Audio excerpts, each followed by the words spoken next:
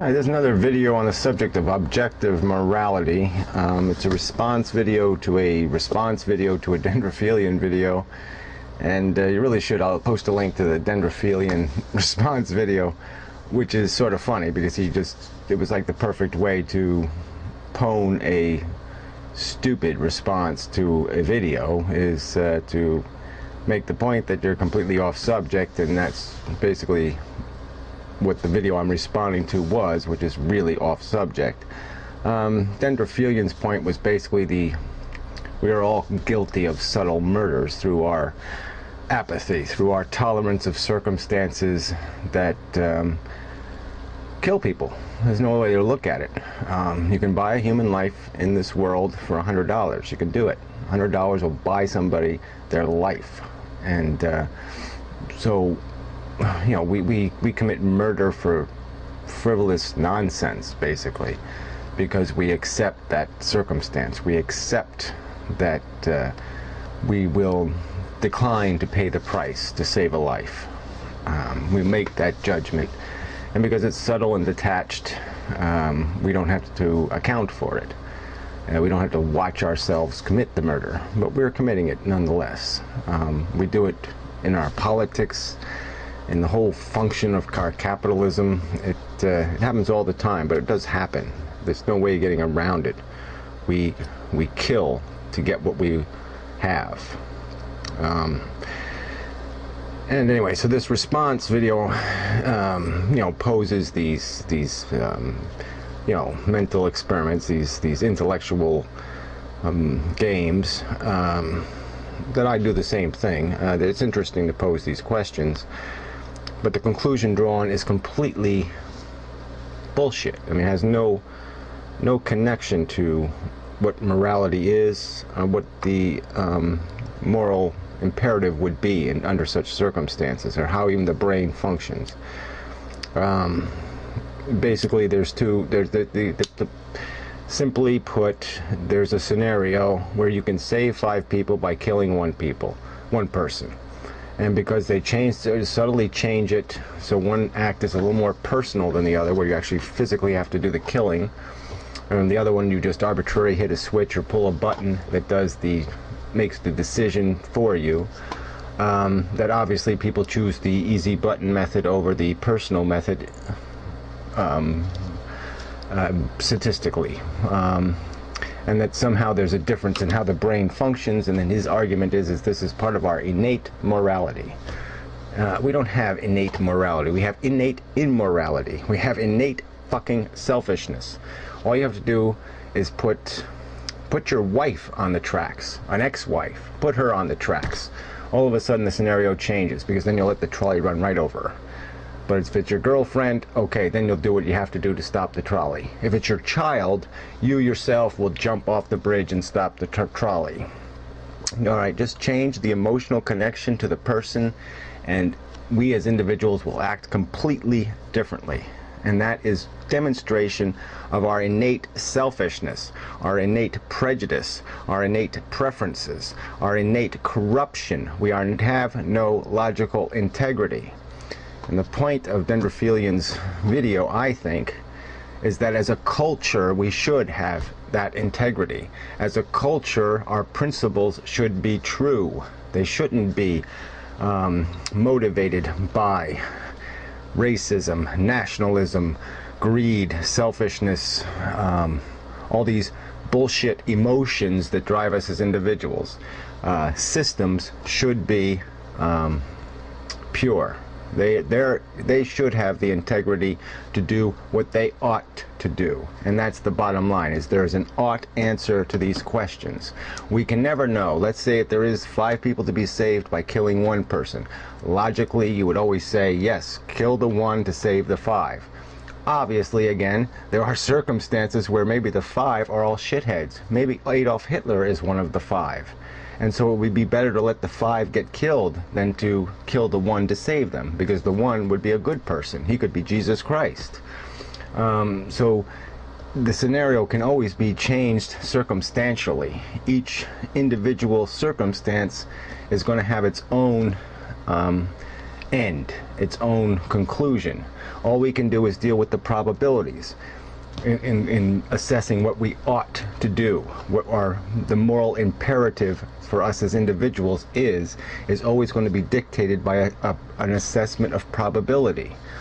And that's what I've been trying to emphasize. And that decision, there's no way, if we allow our innate morality, our innate selfishness, our innate immorality, our innate conditioning, our innate corruption to make the decision, we will not make the correct decision.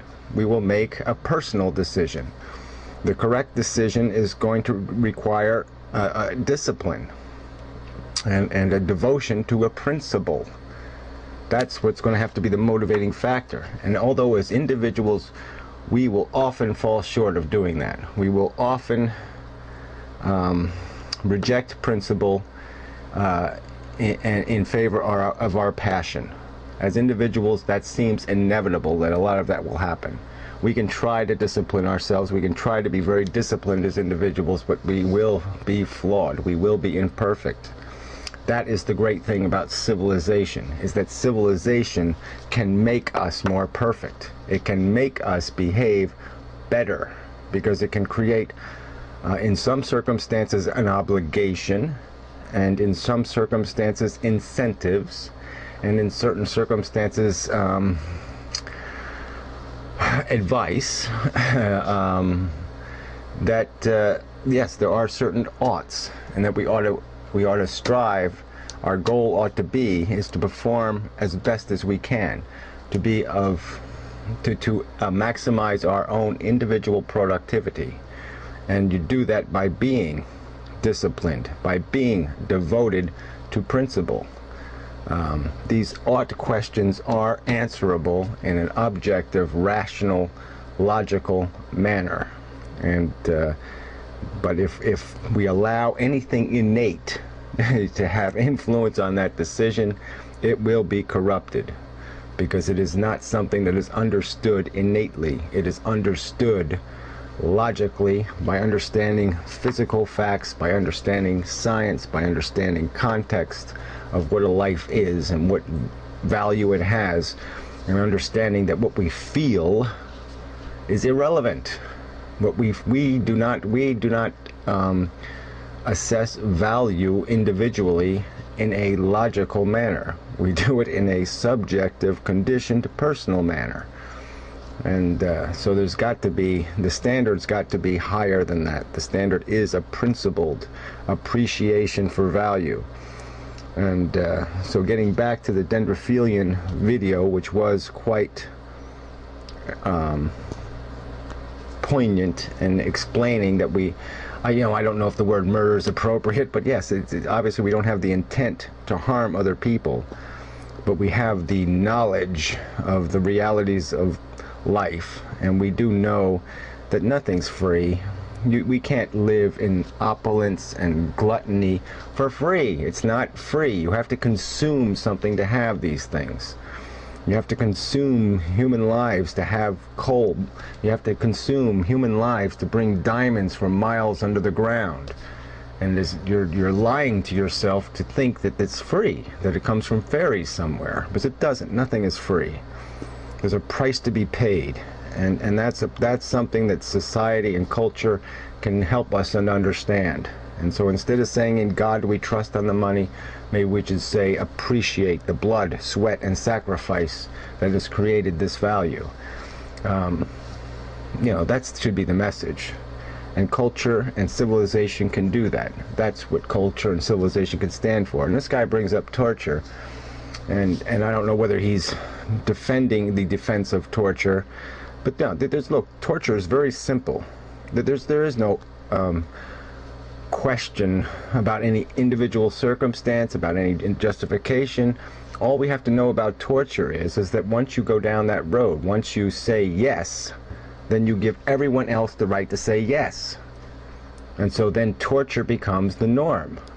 Torture becomes the necessity, even, and it's just, as a matter of principle, it's like the non-negotiation with terrorist theme, there are certain things, it's a principle that makes sense, and torture is in that same kind of circumstance, that maybe there is some perfect circumstance where torture would make sense to save all of mankind, that it would have moral value, but as an ought.